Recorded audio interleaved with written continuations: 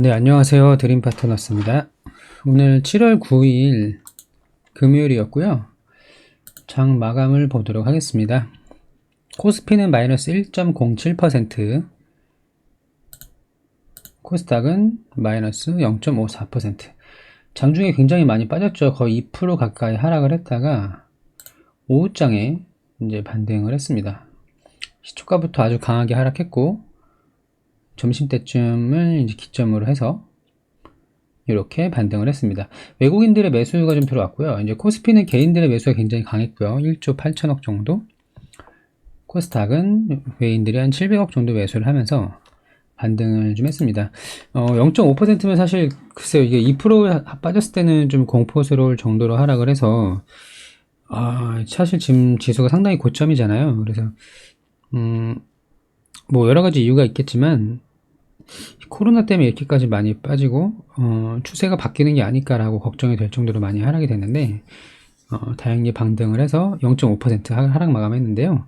사실 이제 그동안 좀 좁은 박스권 안에 좀 갇혀 있었고 코스닥이 또 최근에는 계속 상승하는 모습을 보여줬기 때문에 이렇게 큰 하락은 좀 오랜만이죠. 특히 어제에 이어서 오늘도 연속으로 하락됐기 때문에 살짝 이제 좀 쫄렸지만 0.5%로 마감을 했습니다.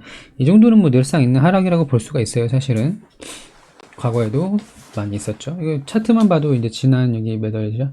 4월 말에도 마이너스 1%, 뭐 마이너스 2% 이런 식으로 쭉쭉 며칠 동안 빠진 적이 있었거든요.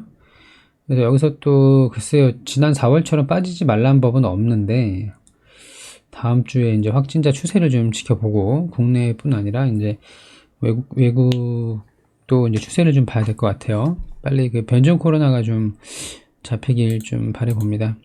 단기 조정으로 이렇게 끝났으면 좋겠어요. 이게도 보면은 이틀 만에 끝난 적도 있고 뭐 3일 연속으로 쭉쭉 빠진 적도 있잖아요. 1월 말에는 하루에 3% 넘게 빠진 적도 있네요. 그래서 이제 추세 전환이 일지 아닐지 사실 더 올라갈 거라고 보고는 있는데 아무도 모르는 거죠. 이 상태로 추세가 바뀌어서 쭉 빠지는 것만 아니면 됩니다. 그럼 기다리면 다시 올라가는 거니까. 아무튼 그리고 오늘 상승 종목을 좀 먼저 보면은 지앤코가 상한가 같고요.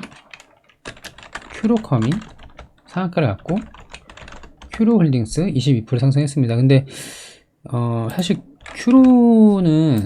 큐로컴퓨터는 큐로컴은 실적 재무가 굉장히 좋지 않아요. 시가총액 2천억 정도인데 재무 엉망이고 이제 이미 자본 잠식이 되고 있는 상황. 재료는 그거였습니다. 그 스마젠에서 코로나 백신 이걸 이제 보건복지부에서 이제 지원을 받아서 실제 쉽게 말하면 이제 정부 과제로 이렇게 지정이 됐다고 보시면 될 것 같아요. 보건복지부에서 이제 지원을 해주겠다. 그렇게 선정이 돼서 이제 지앤코가 이제 상한가를 간 거고요. 지앤코의 최대 주주 큐로컴이 이제 또 상한가를 갔고 큐로홀딩스도 같이 갔다. 그러니까 지분 관계죠. 그렇게 해서 상승을 했고요. 그 외에는 이제 KPM테크가 8%밖에 오르진 않았지만 이제 코로나 치료제 개발 기대감 8%가 사실 밖에는 아닌데 요즘에는 코로나 뭐 백신 치료제 진단키트 냄새만 나도 막 10% 20%씩 올라가잖아요. 그리고 우리바이오가 이제 화이자 관련주로 좀 올랐습니다. 그리고 스푸트니크 라이트가 이제 델타 변이에 효과가 있다는 내용 때문에 휴스 글로벌 8%, 그리고 휴메딕스 5%, 그리고 뭐 EID, 이트론 이런 것들 조금씩 올랐습니다. 이화전기 이런 것들. 스푸트니크 관련주 살짝 올랐다. 그리고 진단키트 중에서는 강했던 게 휴마시스하고요. DNA 링크예요. DNA 링크도 사실은 첫날, 둘째 날 오르지 않았기 때문에 살 수 있었죠. 충분히. 그러니까 섹터 내에 순환매가 도는 거잖아요. 그러니까 랩지노믹스가 수요일날 반응 없다가 어저께 크게 올랐던 것처럼 DNA 링크는 어제 그제 다 오르지 않았는데 오늘 좀 크게 상승을 했고요. 그리고 뭐 레고캠바이오도 10% 올랐고 팜젠사이언스 엑세스바이오의 최대 주주인데 팜젠사이언스는 XS보다 늦게 반응을 했죠. XS는 첫날, 둘째 날 상승을 했는데 팜제는 셋째 날인 오늘 상승을 했다. 그러니까 돌아가면서 올랐다는 얘기예요. 오늘 녹십자 MS 첫날 오르고 하루 쉬고 오늘 또 올랐다. 우리들 휴브레인 밑골이 길게 남았는데 25%까지 상승했습니다. 그리고 음압병실은 이제 GH 신소재 15% 올랐고요. 우정바이오 장중엔 더 높이 올랐었는데 이 정도 올랐고, 그 외에도 뭐 오텍도 있을 거고요. 오텍은 이제 7% 올랐었네요. 과거에도 음압병실 테마일 때 가장 많이 올랐던 게 이제 우정바이오잖아요. 대장주로 보면 될 것 같고요. 그리고 원전 관련주가 오후장에 급하게 상승을 했습니다. 분봉을 보시면 1시 넘어서 1시 20분부터 갑자기 급등을 했고요. 같이 올라간 게 이제 두산 EUB 14%, 한전기술 6%, 뭐 EDT 6%, 우진 5%, 우리기술, 일진파워 이런 것들 원전 관련주가 상승을 했습니다. 그리고 또 하나 이제 정치 테마 중에서 이제 최재형 관련주가 또 반응을 했는데요. 한일단조가 10% 올랐고요. 그리고 오리컴 6% 정도, 오리콤. 그리고 금강공업 우선주가 올랐는데 금강공업은 오르지 못했다. 그러면 어떻게 될까요? 금강공업이 오를 수 있겠죠. 왜냐면 금강공업 우선주가 상한가 가고 7월 5일이죠. 그때 저기 금강공업 본주는 1% 마감을 했는데 다음날 좀 올랐잖아요. 그러니까 돌아가면서 계속 오른다고 보시면 돼요. 그리고 한세 MK 신고가 갱신했고요. 오픈베이스가 이제 5, 6% 정도, PPI 4%. 이루오는 이제 약발에 떨어졌나 잘 안 오릅니다. 그리고 동방성기가 올랐는데 원래 이게 가덕도 신공항 관련주잖아요. 동방성기가 가덕도가 이제 영화 그 삼보산업하고 영화금속 이런 종목이 있는데 전혀 반응을 하지 않았어요. 삼보산업도 안 올랐고 한국선제도 오르지 못했는데 동방성기만 오른 거 보니까 얘는 제가 보기엔 최재형 관련주로 엮인 것 같습니다. 관리 종목이죠. 그리고 이낙연 관련주가 살짝 반등했어요. 삼부토건 4%, 그리고 주연테크 4%, 남선 알미늄 3.7% 올랐고요. 그리고 세종시 관련주 프롬파스트 6%, 대주산업 이 정도 올랐는데, 이 두 개는 세종시 관련된 종목은 이미 이제 바닥권으로 보기는 어렵기 때문에 보시면 이제 시세를 원래 3,000원에서 이제 한 4,000원대 올랐다가 이제 9,000원대까지 간 거기 때문에 여기서 사는 건 별로 먹을 게 없겠죠. 물론 더 갈 수는 있습니다만 여기서 또 언제 꺾일지 모르기 때문에 살 매력은 못 느끼는 것 같습니다. 그리고 한국 수출 포장이 오늘 장중에 27% 상승했다 밀렸습니다. 종이목재, 이거 재지 관련주죠. 원래 이제 그 대형 포장이 상한가를 갔잖아요. 그저께. 그리고 나서 반응하고 있지 않다가 오늘 좀 올랐다고 보시면 돼요. 그리고 전체적인 흐름은 이제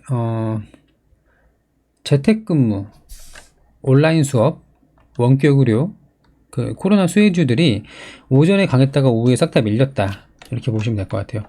재택근무는 이제 알서포트 보시면 되는데 오전에 굉장히 강하게 치고 올라와서 17%, 18%까지 갔다가 쭉 밀렸죠.